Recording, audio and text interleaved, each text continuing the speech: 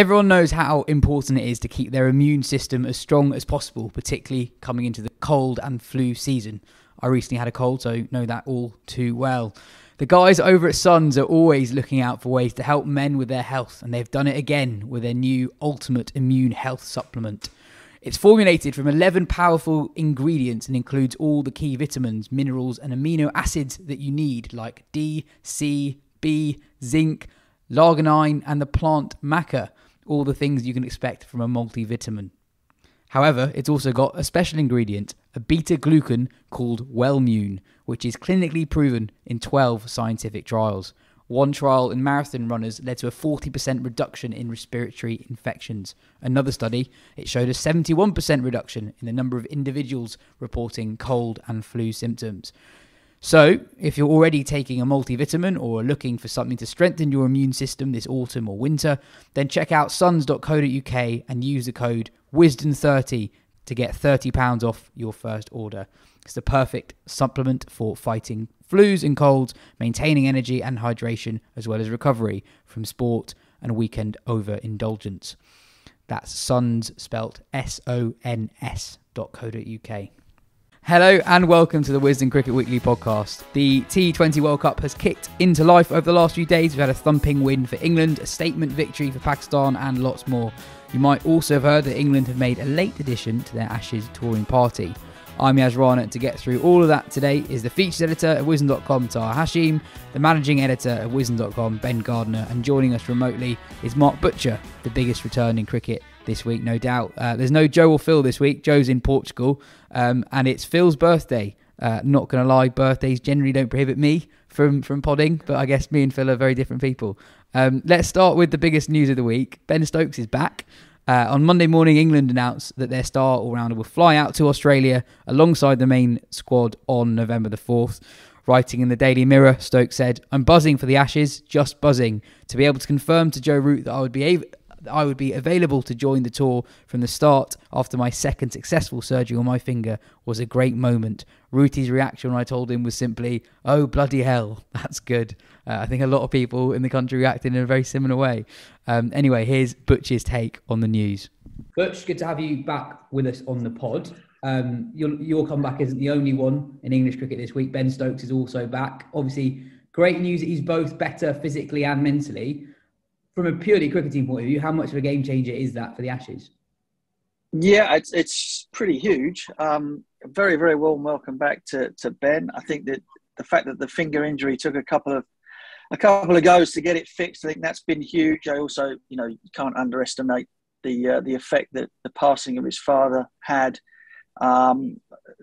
during the course of time where he was trying to still play at the highest level.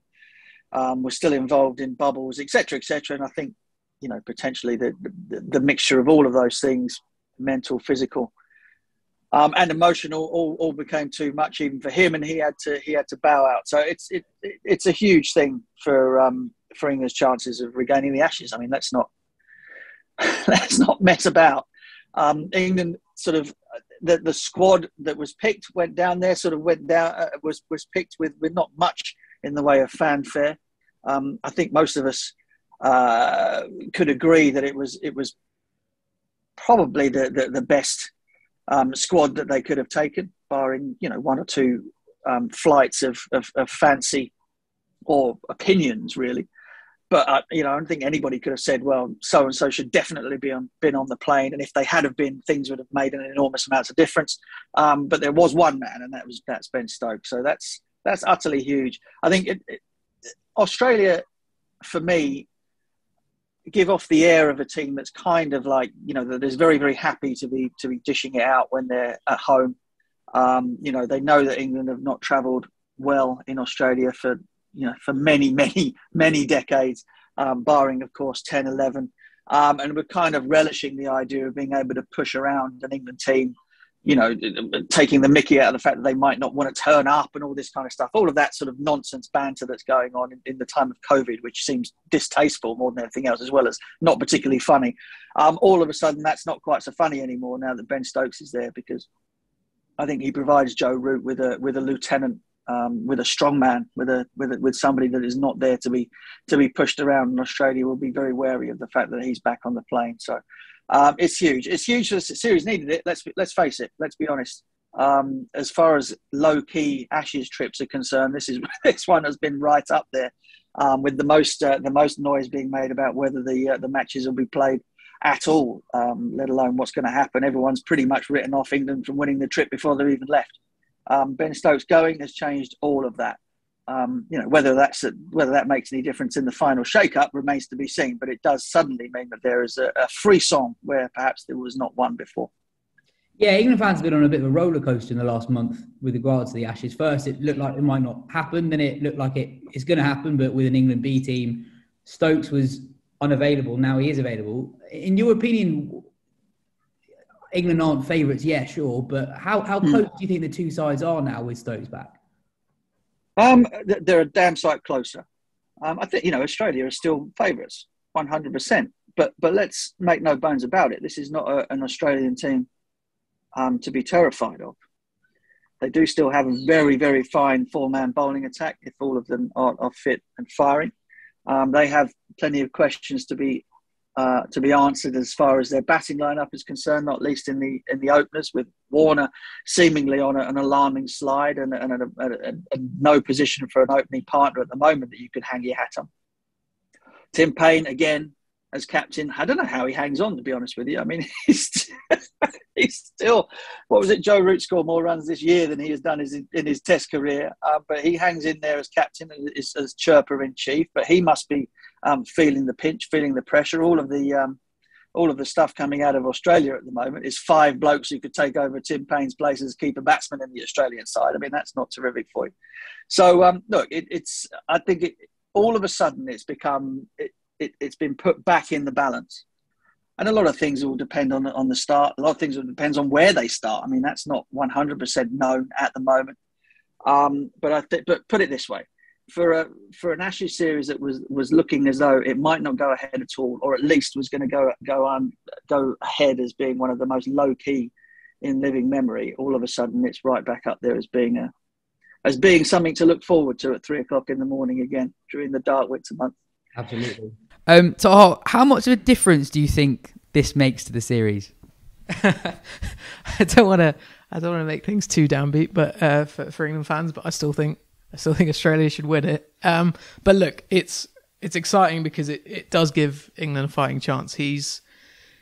I was thinking about this. I mean, he is the one player Australia would want in their side. I mean, that you could look to Root, but they would probably argue, well, we've got Steve Smith and Marnus. You could look to England's pace attack of, Anderson and, if fully fit, someone like Archer. But then they've got Cummins, they've got Stark, they've got Hazelwood, they've got the spinner. They don't have, and this is what Australian cricket has not had for a long time, they haven't got the gun test match all round, and that's what Ben Stokes is. He was incredible in that 2019 Ashes. He single-handedly won them that test match at Headingley. So it gives England a chance. We've talked about that squad. We talked about that squad when it was announced a couple of weeks ago, and the mood was, shrug of the shoulders. It's quite boring. This could be difficult. But Stokes, as what he's capable of doing, changes things. As what he does for the balance, which is always the key word with Stokes, what he does for the balance of that team is huge, because he obviously fills that middle order role, but he also fills that fourth seamer role. So there's a lot of different things that England can do now. They can play that spinner with a bit less, worry. I mean, it really improves the chances of England playing a spinner because they've got Stokes' bowling to call upon. But mainly it's just the spectacle of the cricketer we're talking about. We're talking about one of the best all-rounders in the world today.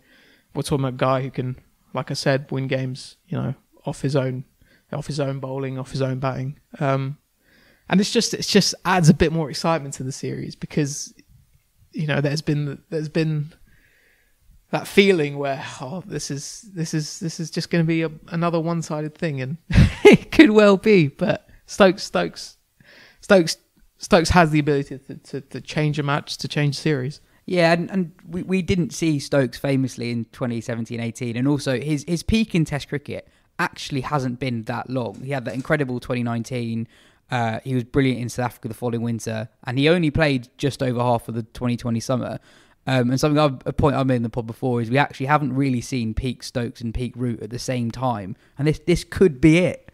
Yeah, I mean, look, let's try and temper just a tiny bit of expectations on Stokes himself, in that, he won't have played any top level cricket for a reasonable amount of time coming into this series. But, reading that column in the Mirror, just sensing the kind of mood music around everything, he seems like he's, fit and raring to go. It was really interesting, actually. You should read that column if you haven't yet. Him describing sort of the issue with his finger and how that's now been fixed. And actually, someone pointed out on Twitter that you can, in the photos of him batting in that Pakistan ODI series when he came back in and captained, you can see that he can't grip the bat properly. His finger's sort of like this, with his index finger just slightly raised off the bat. And he weirdly still did all right in that series, which just shows how much of a freak he is. But he now seems to, he seems like a guy invigorated. So yeah, that's obviously enormous. But yeah, so and I'm actually, I mean, I don't know if I'm more positive than Taha, if I just am presenting it in a more positive way. I don't think it quite makes England favourites, but it does change things massively, I think, in that there's a lot of the problems around the side with the balance that it solves, and it's also just like you can kind of see it in two different ways. Before Stokes came in, you'd look at the two sides and be like, well, all of Australia's bowlers basically average nearly 20, and they have like one guy who averages nearly 50, two average over 60, and the rest all kind of in the 40s. And England have like Root, and then everyone else is basically 35 or under. And now it's like, well, I know Stokes' overall average isn't that good, but we know he's much better than that. And you think, well, Stokes and Root, and then you can kind of convince yourself that the rest can kind of bat around that. You're like, well, Milan's done it in Australia before. Pope can, he's very promising, does very well on these flat pitches. Crawley might have the game for these conditions. We know what a game changer Josh Buttler can be. All of a sudden, you like can convince yourself that there is like a batting unit kind of worthy of the name there, and that there might be a series that's there to be, there's at least an even contest that's still sort of live going into the fourth or fifth, which is, much more than England could have hoped for, 2 months ago. So yeah, yeah, I think it's worth also saying as well that it's not just his finger that's got better. He took his break initially to look after his mental well-being, so it's great to see him in a position where he can play for England again. Taha alluded to this earlier about how this will change the balance of the side, but Ben, who are the winners and losers in the England setup here with Stokes' return? Yeah, it's a good question, because the thing is as much as Stokes does, he opens up the possibilities for the side, which does mean there are now decisions to be made. You could say it's a win for Jack Leach, because England can now play four seamers and a spinner. But equally, I could see them going in with just the 5 quicks, because if you have 5 bowling options, you need that guy to hold up an end slightly less. And you do get into this strange situation with Leach where you end up having to leave out like an absolutely brilliant seamer for him, like one of Robinson, Anderson, Broad, or Wood. You can't play all those 4 and Stokes. Yeah, or Wokes. I mean, that's even without mentioning Wokes, and you'd probably have those 4 as the top of the pecking order. If you have to leave one of those out for each, like, who's really going to have more success in these conditions? So I can see that going either way. In terms of the batter who misses out, I guess it's probably between Pope and Bairstow. I personally would hope that Pope is the one that stays in the side, but I can see England going with Bairstow's experience and success in those conditions. It's not at all what I would do, but just trying to get into the minds of the team management, I can see how. But then if Root feels he has kind of like his main deputy there in Stokes, I think part of the reason why they stuck with Bairstow for so long, just in general and this summer, is that you just need that kind of, they felt they need that experience around, and Bairstow, if nothing else, does have lots and lots of experience. He's played nearly 80 tests now, which is amazing when you think about what his record is overall, pretty mediocre. But then the other thing they could do, I suppose, at some point, and this would be things going pretty pear-shaped, but Stokes is an option at number 3, I guess, with his skills against pace in those conditions. But yeah, I'd say one of Pope or Bairstow, but there'll be an interesting debate to be had over those two, and Leach, possibly good, possibly not. And I guess the seamers will also winners just because they'll get a bit more rest, I guess. That's true. So it's so deflating for me if Bairstow plays. His high score since the start of 2019 is 57. That's a stretch of 34 innings. So what do you think about Ben's proposed balance to the side there? Would you be tempted to bring in Leach, or would you stick to a possibility of an all-seam attack?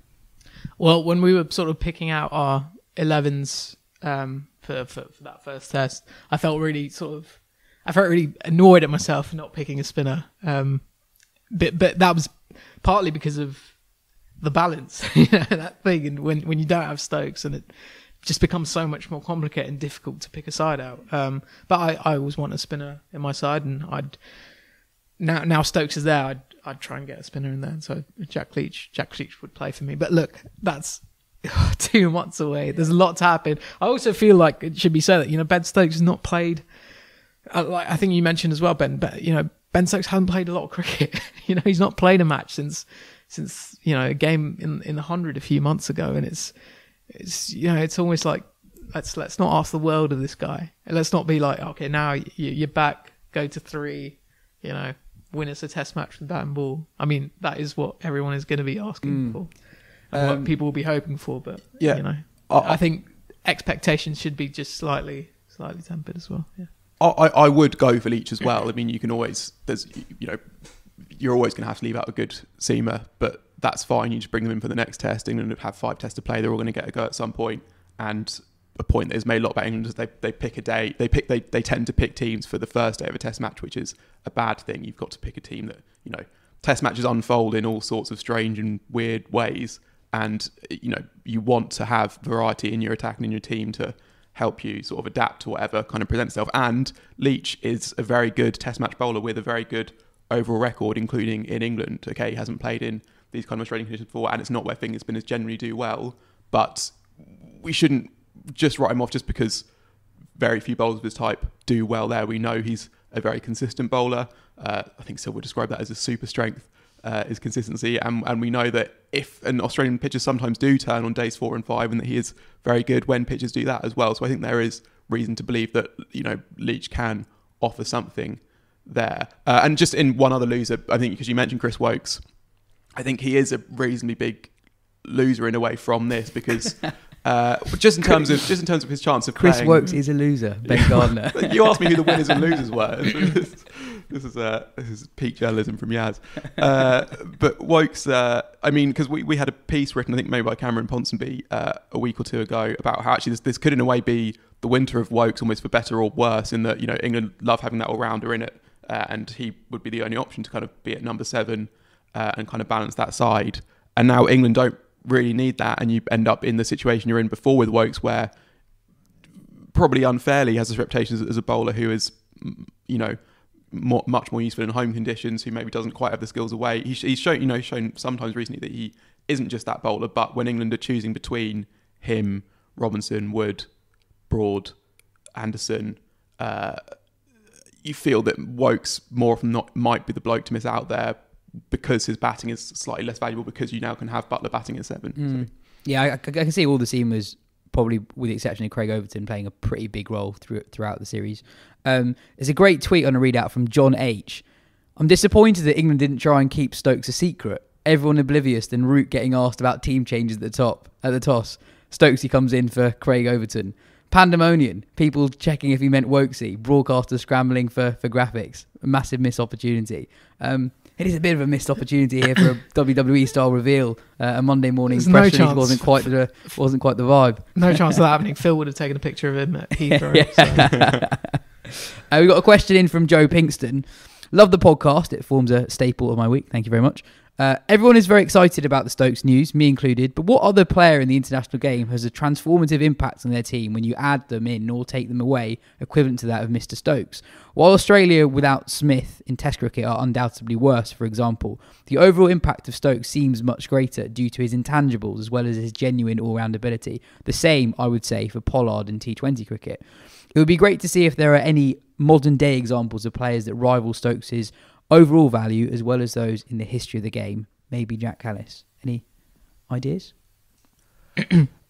I think Stokes did a bit more bowling than Callis did. So in that way, I mean, I know Callis obviously a much better batter. So you are you're losing out there more from a staffing point of view. But also that side seems to just be kind of stocked with great players. So I guess they could have replaced him at times. It is hard. I was tempted by like Warne in that Australian side, because he was in a way sort of like 3 bowlers in one, in that he could Like, he was that rare leg spinner who could hold up an end. He'd also take you wickets on day one, and he would win you a test single-handedly on day 5. But then when he did miss out for a year for that drugs ban, they had McGill come in and do a perfectly good job. So it is really hard to think. It's also, there are teams who are, you know, very dependent on one cricketers, but in a way, because of just the almost like how big English cricket is on a global scale. So like you could say Shakib, but back in Bangladesh, like they're a much weaker side without him. But then in some ways, it's like, from a Bangladesh point of view, if they lose a series without Shakib in the side, then that will feel like less of a thing. Whereas if England end up not being competitive, that feels like a bigger thing in some ways. I don't know, maybe that's unfair. Yeah, I know what you mean, but I think with Shakib, he is probably Bangladesh's best ever batter, and arguably their best ever bowler as well, in all formats, possibly. Shakib was one. Murali is just another one. Just shows like how much bowling he did for Sri Lanka for so long. Although I guess the funny thing with him is that when as soon as he retired, Hirath suddenly came in as this kind of like ready-made match winner. But you're right, and without those two, they have really struggled. Yeah, I'm trying to think of anyone else. Basically, looking for great players in not very good teams. I think. I mean, I was going to say with Sri Lanka, you could look at the batters they had, but then those are a couple. We're not talking about one guy here. Like if it was just Sangakkara, then maybe, but then there was Jayawardene. But from that point of view, you could say Lara in that West Indies side. When, that's true. Yeah, when their next best player for a while was like, you know, Carl Hooper. But then they had Shandipol and Sarwan. Yeah, but I guess just coming that little bit. You know, also Shandipol, you know, there were the not outs, but and I like, you know, and there were these series when Lara. When he had these utterly unbelievable individual series and West Indies still got absolutely hammered, and you think if he's not there, like what state would their cricket be in? Be in now? Just related to that question though, we were looking up how Stokes' record compares to other great in inverted commas all rounders yesterday, and it's not that unlikely that he ends his career basically 4th or 5th of all time on the metric of batting average minus bowling average.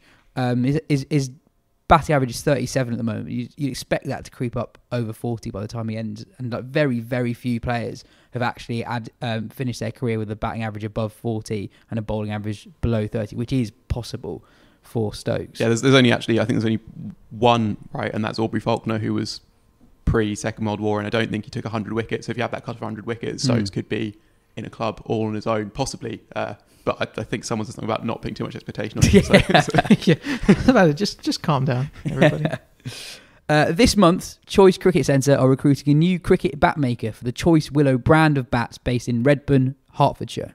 This is a unique opportunity for a passionate bat maker and cricket enthusiast to help promote, design and influence the future of their small cricket business into its 3rd decade, whilst enjoying the ambience of their work environment within their indoor cricket centre.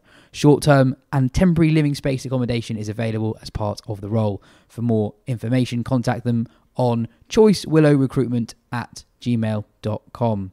Moving on to the T20 World Cup. Taha, what is your moment of the week? My moment of the week is Shaheen Afridi's. You know, those first 2 overs against India to set up a historic win. Pakistan had that horrendous World Cup record against India. Well, they'd never beaten India in a World Cup. So from 12 games. Incredible. And you know, they had to be on it from right from the start. And it's easy to be on it when you've got, you know, this 6 foot something being bowled quick who, you know, swings it at 140k plus, and is just a phenomenal bowler to watch. And you know, first Rohit Sharma went LBW first ball. That was a special delivery in itself. But the KL one, I mean, I didn't see the ball. You know, I just saw the stump splattered. You know, KL having, you know, shaped up to play the drive through the offside, and you know, the ball's just gone straight through him. Phenomenal start and just a exceptional performance from Pakistan. I mean, you know, I was just so impressed by Shaheen. I kind of expected, you know, he's gonna be right on it from the start, but you know, just the way they were in the field, there were no mishaps. They were right up for it. The way I thought, you know, Imad Wasim then back to Shaheen up from the other end with the new ball, and you know, did what he did, but he only bowled 2 overs, and so Babur was on it because he then had Hafiz, the off spinner, come on with Rishabh Pant on strike, and he bowled 2 great overs, and then Shadab Khan was giving, you know, Rishabh Pant and Virat Kohli was sort of rebuilding in that middle overs phase, and Shadab kept it tight.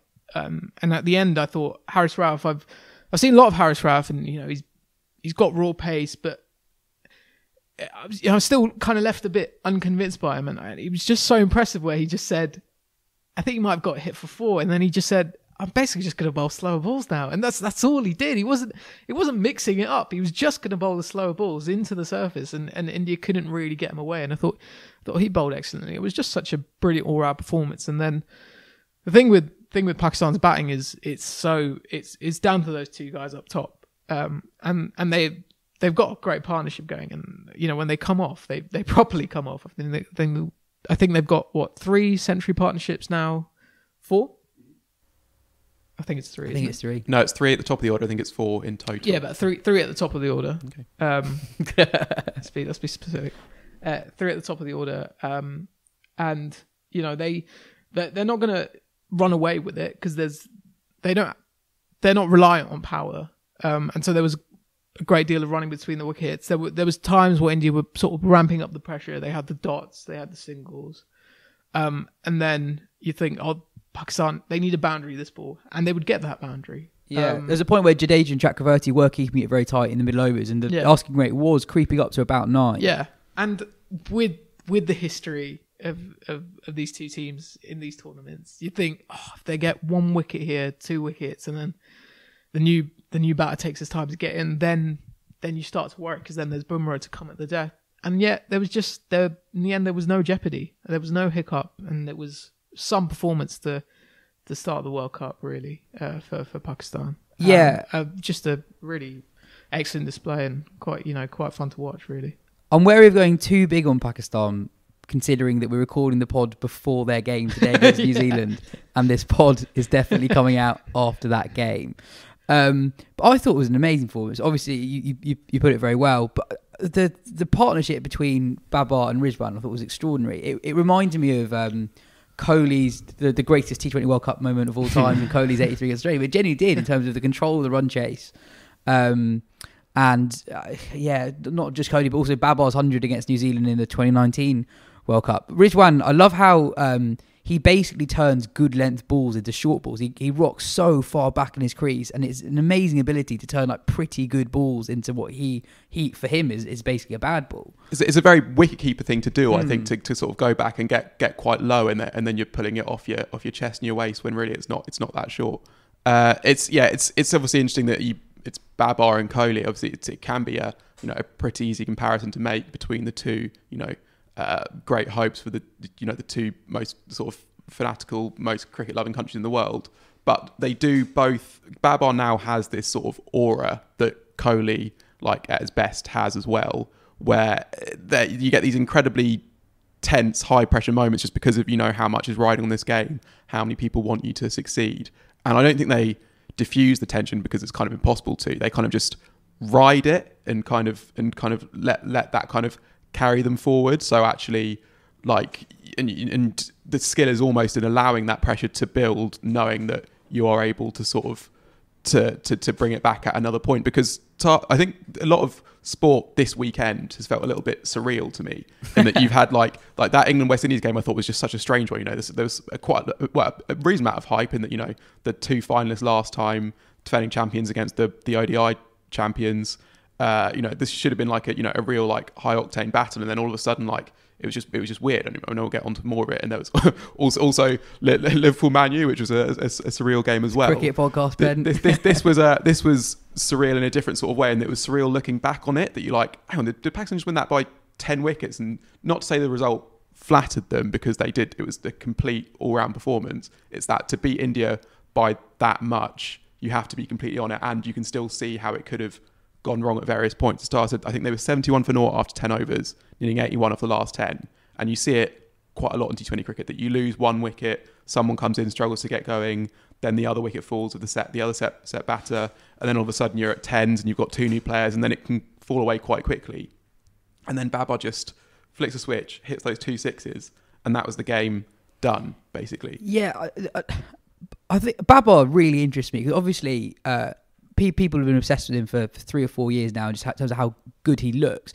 But it's how he rises to those pressure moments I find really impressive. I thought his celebration at the end was almost like for a scene, like a battle scene in a film, and the protagonist has just won the battle, and he's riding his horse, and he's coming back to his village, and he's the hero, like the way with his arm held aloft. I thought, and looking at the side before the game and after the game, there was like a great pre-match speech given by Shadab, there's a great pre-match speech given by Babar, and for all the chaos that surrounds Pakistani cricket, their side's actually relatively stable, and it's led by this young core of Shadab, Rizwan, Babar and Shaheen, who've never played in the T20 World Cup before. They're all relatively unscarred from previous tournament failures.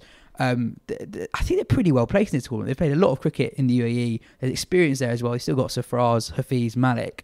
It's a well-balanced side that I think will be quite good. I'm not saying they're going to win it this time, but I think they're going to be a pretty strong side in T20 World Cups for quite a long time. You're going to cut this bit out after the New Zealand game? Well, possibly. I don't want to get too excited, but I think they're going to be a very strong T20 side for quite a long time. That bowling attack is really well balanced. I've got a way of tempering expectation, no matter how they do in the New Zealand game. So if they lose it, obviously then it's like, what's happening here? But if they win it, they're actually kind of through to the semis, because with India having lost and with Namibia and Scotland, they should win those two games, and all of a sudden they're at 4 from 5, and it'd be very unlikely to go out with 4 wins from 5. And then actually, Pakistan teams don't get to be in that position where you're kind of coasting for the second half of a group stage already through, and I don't know how they will cope with that, with being in that position. The other thing as well is that this was the perfect game from Pakistan, and while some of these players have been this good for a long time, Shaheen is a brilliant bowler, and this you can see him doing this to other sides. Some of those other players, particularly in the bowling department, were reaching a level that they've been at before, but that they maybe haven't been at for a while. Like Shadab Khan has been a bit of a worry for Pakistan for a little while. He bowled really well, and if he is back at the level, then great. But it might be that other attackers are able to get on top of him. Similarly with Hafiz, Harris Ralph is a guy who blows hot and cold. I mean, these slower balls do make him look like some more of a complete bowler, but equally, this is one performance going on and a couple of stuff in some T20 leagues. And presumably, Babar and Rizwan, one of them has to get out at some point, and then we'll see how the rest of that batting lineup fares. So there's this was a game where everything went right for Pakistan, and what we don't know. Therefore, I mean, if they play that well throughout the tournament, no one will get close.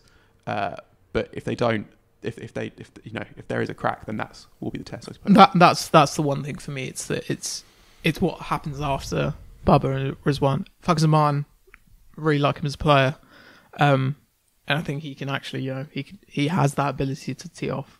And then you've got the two guys who could just keep on going, Hafiz and Malik, and they've got that experience, but it's still all about those two guys up top. And so it's almost like there was a part of me in watching that game where I was interested to see, okay, if after 10 overs, if they do lose that one wicket, can we see a couple of those guys then step up? And that would be almost the more, for a Pakistan fan, that would be the almost more reassuring to see that, all right, so after these two, we've still got something that can, so the guys that can take us to these chases and nail it.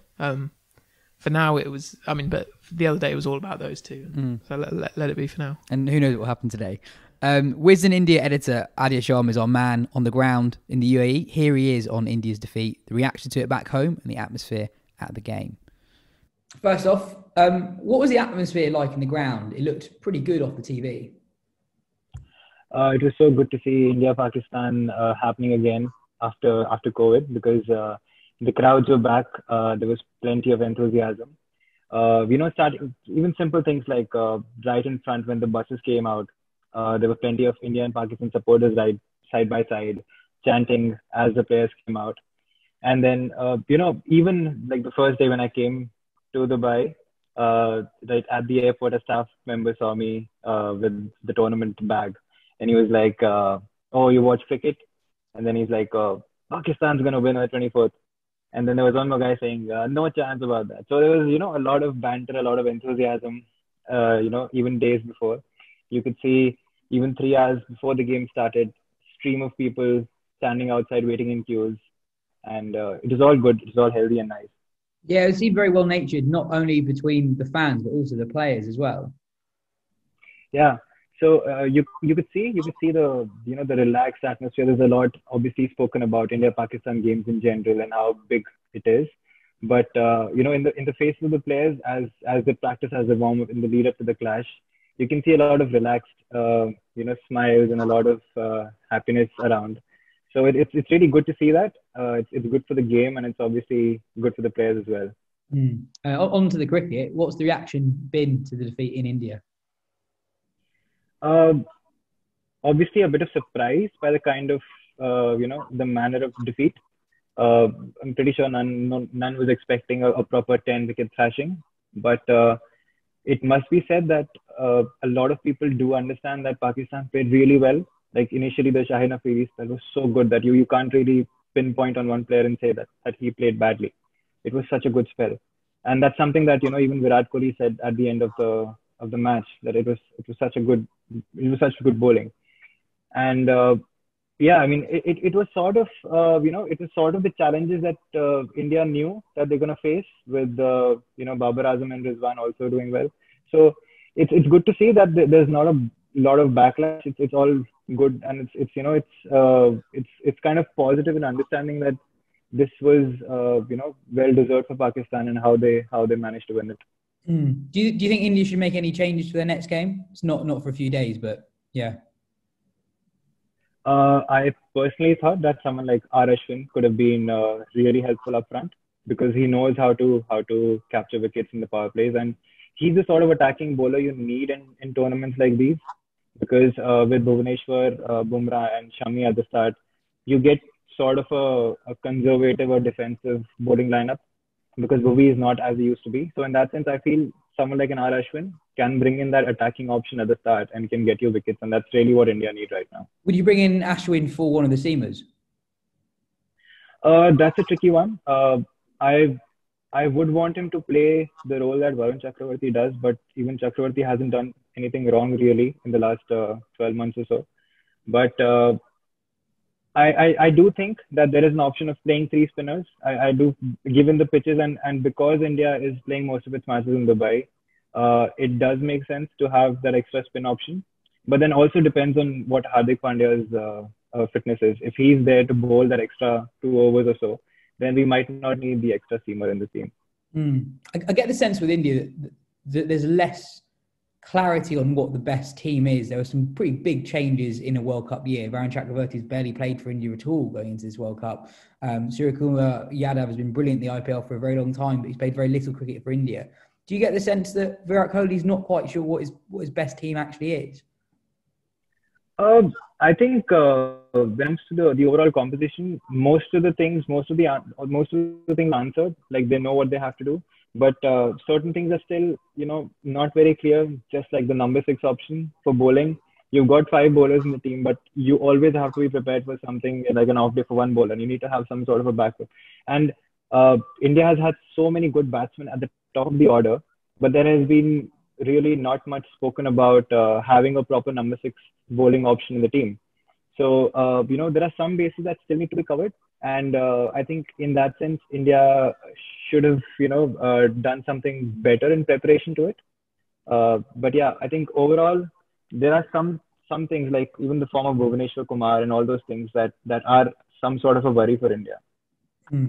Cool. Good to have you on, Adia. We'll hear from you next week.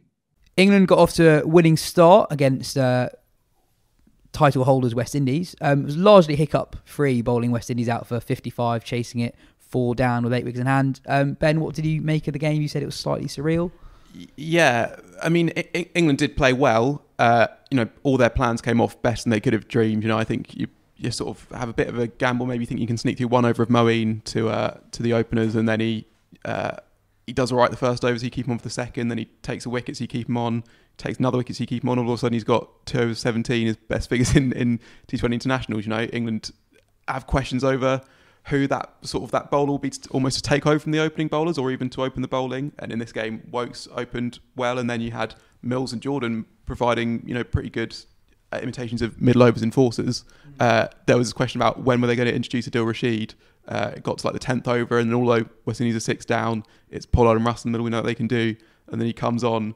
bowls this magical googly to Russell first ball that just completely outfoxes him and ends up with figures of 4 for 2, the cheapest ever 4 for in T20 eyes. And then the chase was also pretty weird in that England were trying to go so quickly, they ended up actually not going as quickly as they would have done if they just kind of batted normally and probably scored at about 8 and over. But yeah, it was weird because of how much of it's hard to say that England played that well, because this was kind of a bit of an implosion from West Indies, but the kind that's also kind of built into how they play their cricket. And that's not to say that they should play it differently. This can happen to any team, can lose a T20 game on their day. But that it's not as if, I mean, England were good, but it's not as if they will always be that good, or they will bowl that well again against other teams and not bowl them out for 56. And West Indies will bat with the same approach and score 220. So there's almost not too much we read into it, apart from the fact that it's a huge win for England in the context of getting through to the semis. Taha, David Malan was carded to bat at number 7. What do you make out of that demotion? So to clarify, he wasn't injured. It was, Morgan explained it as net run rate. So guys to come in. I just thought it was a bit strange watching it, because I thought I could kind of get the first promotion, Bester coming in, but Dan Malan is not incapable of teeing off from ball 1. He, remember that 99 against South Africa last year, where he kind of went 4-6 first couple of balls, just completely went for it. He's not incapable of that, and also the fact that West Indies had their left arm spinner on.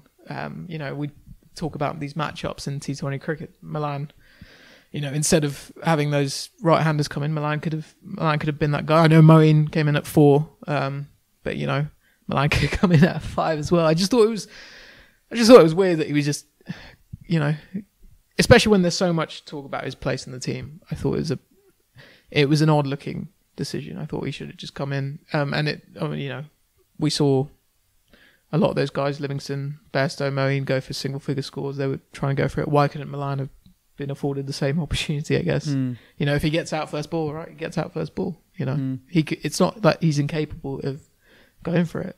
Yeah, he could have just been told, this is what you've got to do. I suppose there's also the argument of what do you actually want to get out of that sort of situation when you're going to win the game. Obviously, England chose to go for the net run rate boost, but they could have also gone for, okay, we're guaranteed a win here. Let's give 2 batters who haven't had the same game time in these conditions, who perhaps are not in the greatest of form, who we want to see a bit more from, chance to sort of get to grips with it when they not have a bit of time, but at least can try things without any fear of failure. I mean, obviously, in general, there's little fear of failure, but still. So, I mean, they could have gone for, Malan at 3, Morgan at 4, and said, okay, you guys just kind of bat, and hope by the end of it, you're 20 off 18 and you're sort of into the tournament kind of thing.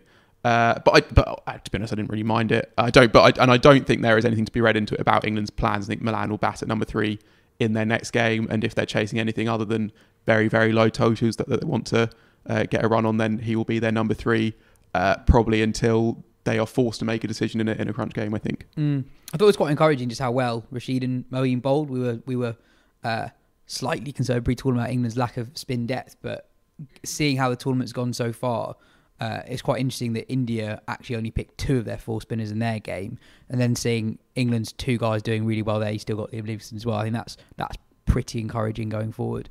There have been other games in the tournament as well. Australia beat South Africa in a fairly low-scoring game. But my favourite game, weirdly, was, well, maybe not that weird, was the Sri Lanka-Bangladesh game. Sri Lanka chased down 172. That was a great knock from Charith Asalanka, who hit 80 off 49.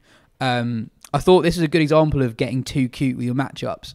Bangladesh tried to bowl part-time off-spinners to Sri Lanka's 2-set left-handers, Asalanka and Rajapaksa.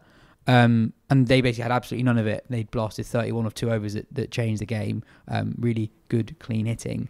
Can I say something on the Australia-South Africa game? Go for it. Yeah, I thought Australia are going to be quite an interesting team to watch this tournament, because they basically just picked like a test match 11, essentially. Like, they've got Matthew Wade, their keeper, at 7. They've got, Stark, Cummins, Hazelwood. The first time those 3 have played together in the T20I, but that's their test attack. And then Zampras of Lion, okay.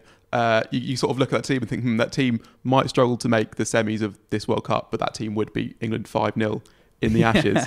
But also they might do all right at this World Cup, because in a sort of similar way to Pakistan, having brilliant new ball bowlers and batsmen who can, I mean, they kind of had a bit of an iffy day with the bat, but you'd hope that once the likes of Warner and Smith and Finch get into this tournament, that they can sort of do a similar, like, they're not scoring too quickly, but they're making enough that those bowlers can do something with it. It'll be interesting to see, because they're almost doing it a little bit different to some of the other teams in this tournament, in that they are really cobbling together those final 4 overs. But the other thing as well is that if you have a new ball attack that's taking wickets, that does make it a lot more easy to sneak in 4 overs from somewhere.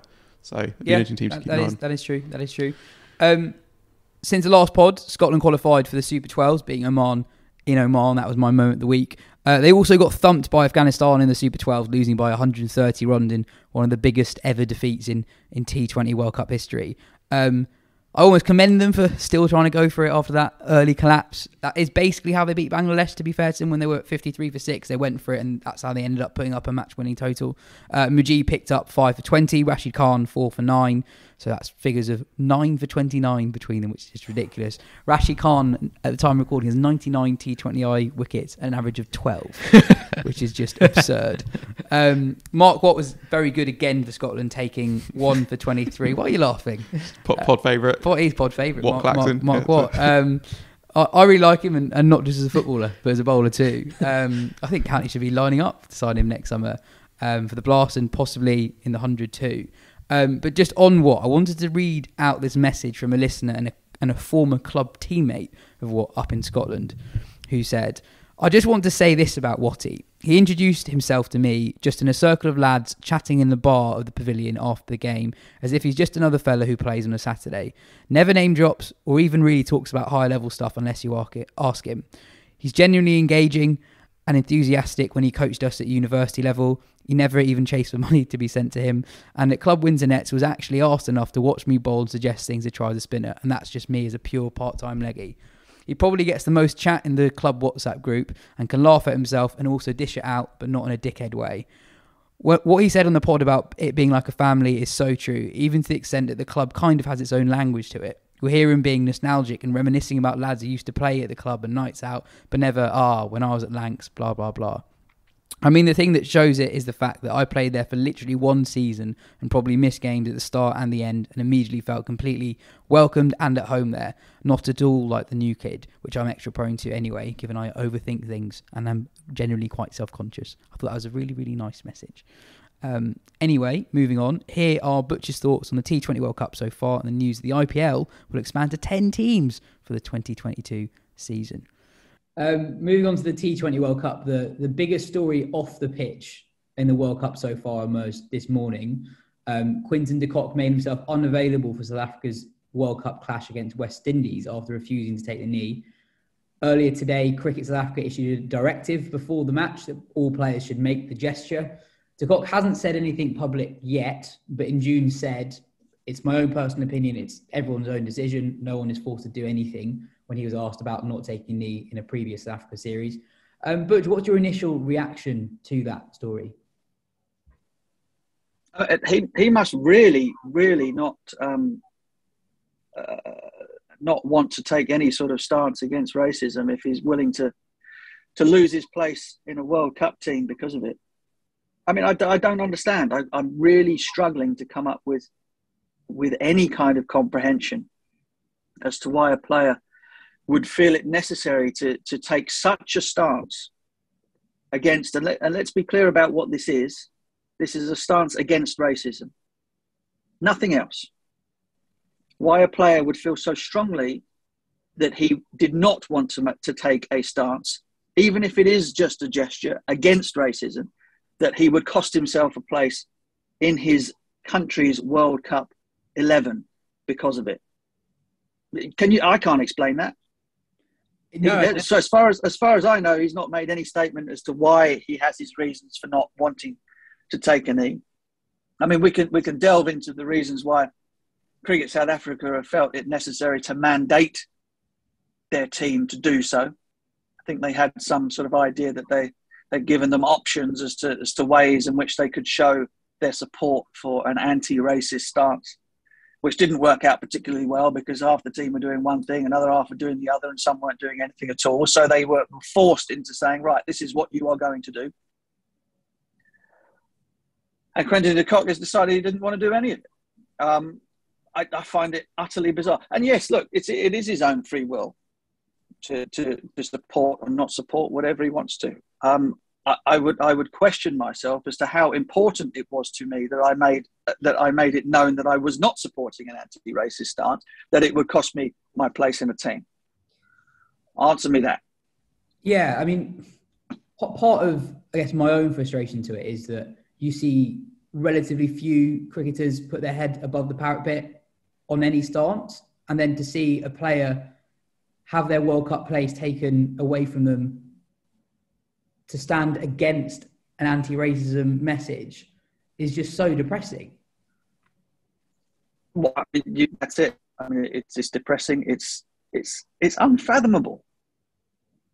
I hope that Quinton de Kock at some point finds the words or finds the time to enlighten us as to why he has taken this stance, because there's only one way to read it. You know, he cares more about not supporting an anti-racist stance than he does his own position in the team. I'm quite open for anybody to tell me how I've misunderstood that.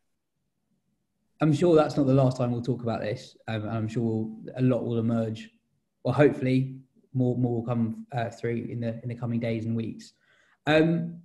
Finally, Butch, moving on to the IPL. Reasonably big story this week. The IPL is expanding to 10 teams from 2022. That's up from 8. There are going to be 74 games, up from 60. We've been saying all year that there's too much cricket. Well, here's some more. What are your thoughts about the expanded IPL? Well, I mean, there's too much IPL cricket, let alone too much cricket full stop. I mean, the tournament itself, I can't remember, when was the last time that they had 10 teams? It was back in the early teens, wasn't it? I think and you know, they pretty quickly ditched the idea because it became so bloated and so easy to miss, I suppose.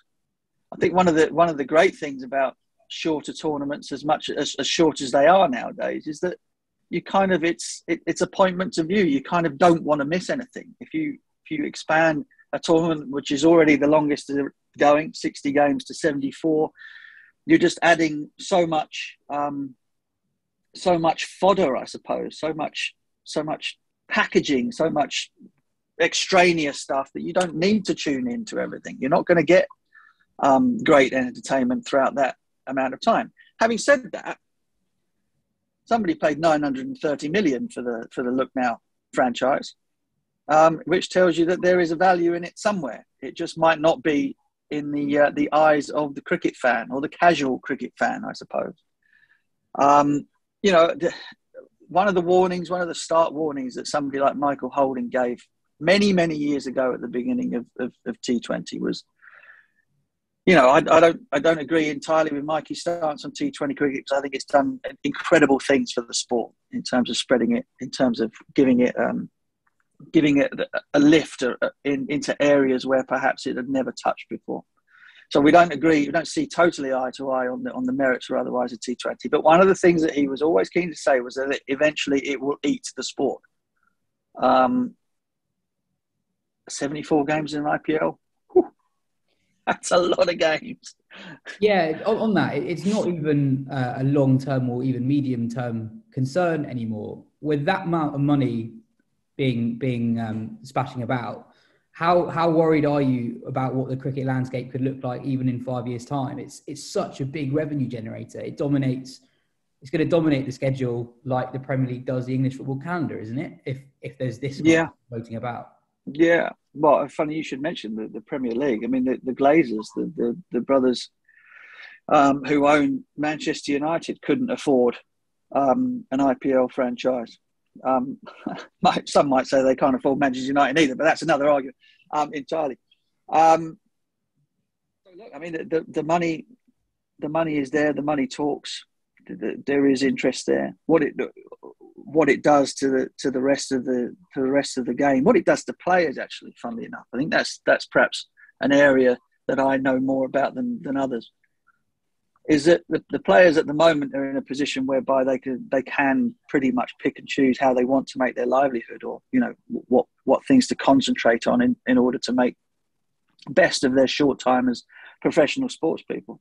And of course, another two IPL franchises. I don't know how many players that is in terms of a squad, probably mid-20s or whatever. So that's another 16 international players been taken out of whatever domestic leagues or whatever international cricket that they might be involved in elsewhere. You automatically dilute what goes on or the standard of the rest of world sport. Now, some people might say, you know what, that's great, because as we've seen with Scotland and Afghanistan more recently, the teams, the associate teams, Papua New Guinea, whatever it might be, Namibia, these teams doing what they're doing in the qualification, it shows you that there is talent and stuff ready to come in, and the world of cricket is expanding ever more. The only caveat to that is where do the players, where do the sort of like the big players, the recognisable players from these franchises end up? Well, pretty much, these countries end up. If they're any good, they end up playing their wares as T20 mercenaries around the world. They're not there to sort of spread the gospel about the rest of the sport. And so therefore, even as the game expands, it contracts into a T20 corner. And again, I go back to Mikey again. He was incredibly prescient, because if that's the way that it goes, and that's the way it looks as though it will, because that's where the money and the finance and where the interest and the excitement and the TV and everything is, then the sport will eat itself, because T20 will be the draw at the exclusion of all others. And we might sit here in England and say, well, we've got it fine. We test matches are fine, and we've got first class cricket, which is being pushed to the margins. We've got another small, short form tournament that we've started ourselves. It won't take long before something that we think is very comfortable and something we think that we've taken great care of over the years becomes something that is slipping away from us too. So none of these things happen without causing ripples. That's all I will say. And so another big pebble has been thrown into the pond, and those ripples are going to keep going out, and they're going to affect lots and lots of things around them. Nothing happens in a vacuum. Just finally, do you think that we're the most oblivious to that change in England, because we have test matches with full crowds? Most of our cricket is well watched. Our test team is still quite good, as much as we might criticise it.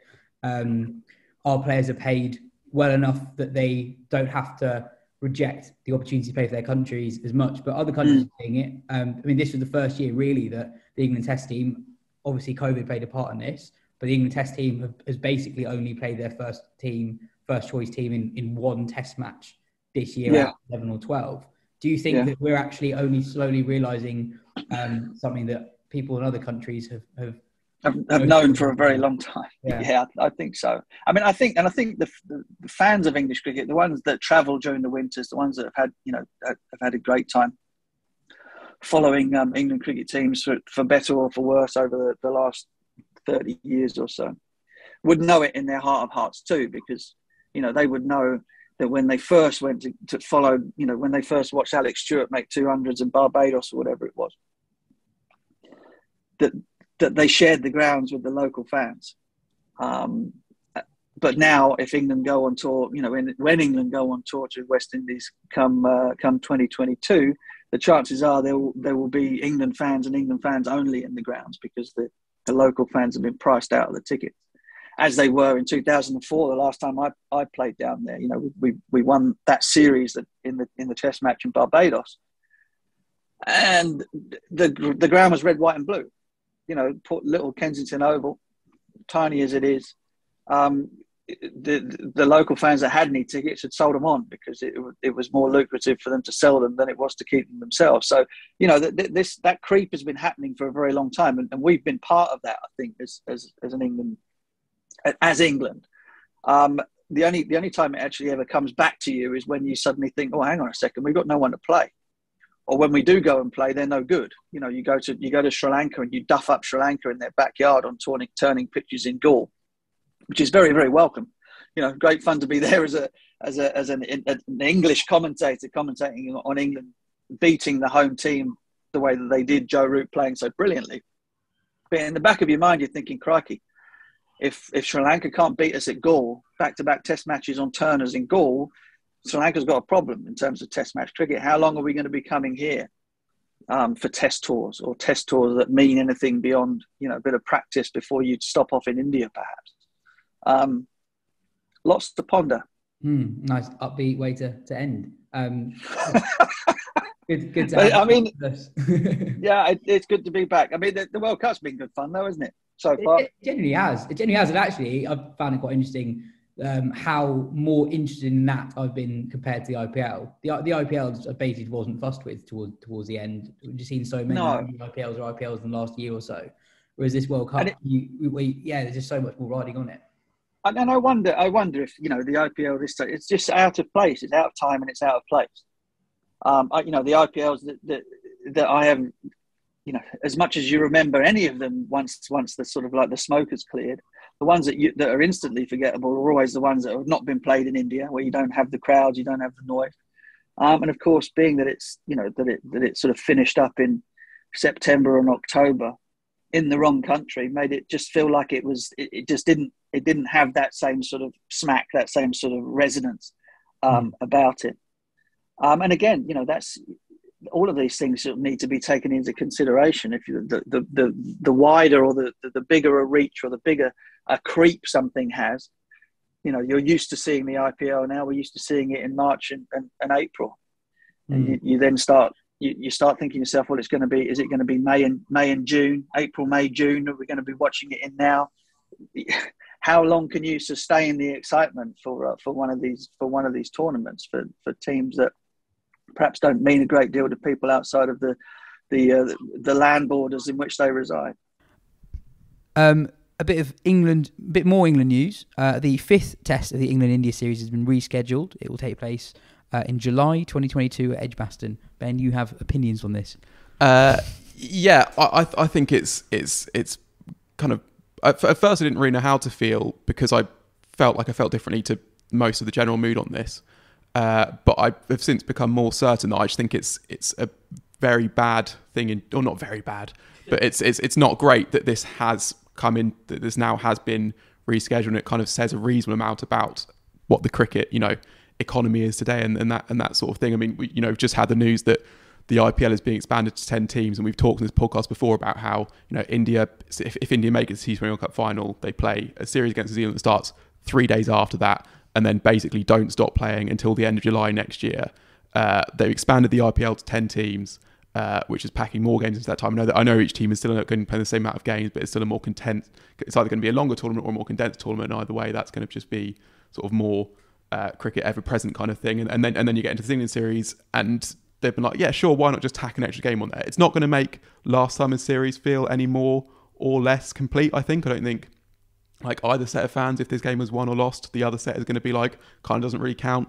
And I don't think if you set out to begin with and say, what does the ideal schedule for this summer? You think like, oh yeah, let's just stick a one-off test between England and India in there. It's just the kind of the short-termist, well, we've got a TV contract to fulfill and there's no way that anything could ever get in the way of that. So let's just like shove some more into these players. At some point, some cricket has to be cancelled. The calendar has to be slimmed down. You have to think about what actually makes most sense from a player welfare point of view and also from a product point of view, because as we've seen this year, England have played their first strength team in one test match out of 12 or 11 or 12. I mean, I guess one was cancelled, and at some point people are just going to switch off to that, think like, well, I can't, if the best players aren't going to be out, if the contest is diluted, I'm going to not be that bothered too. And you'd think that there would be a way to get to even an economically sensible solution when the ECB and the BCI can sit down with Sky and Star Sports and be like, look, okay, I know it's not what was originally agreed, but it's going to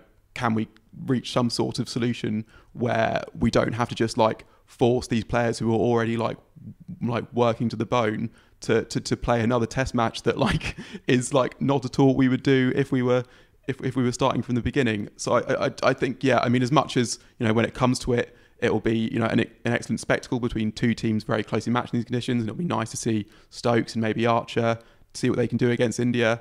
Also, I just think that it would have been, and especially when England are so happy to cancel tests that don't make sense for them. But then when it comes to another series, they will just like shove it in wherever they can, because that's the one that matters. The money wise, it's just quite a depressing.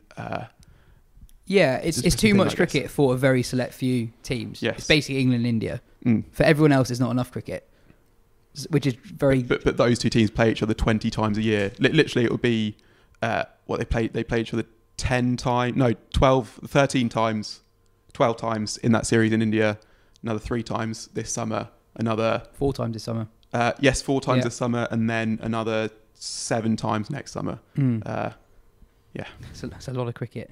And finally, some highlights from the WBBL. The other day, Darcy Brown, the 18-year-old Australia quick, took a hat-trick for Adelaide in a defeat to Brisbane Heat. Irish quick Kim Garth had at 1 point today remarkable figures of 3 overs, 3 maidens, 3 wickets for no runs in Melbourne Stars' win over the Sydney Thunder. And the other day, Sophie Devine scored 100 in a win for Perth Scorchers over the Sydney Thunder. Brisbane, at the time recording, are top of the table with 7 points from 5 games, but it's very tight. 5 of the 8 teams currently on 5 points. Anyway, that is all we have time for. Cheers, Ben. Cheers, Taha. This has been the Wisden Cricket Weekly Podcast, and we will be back next week.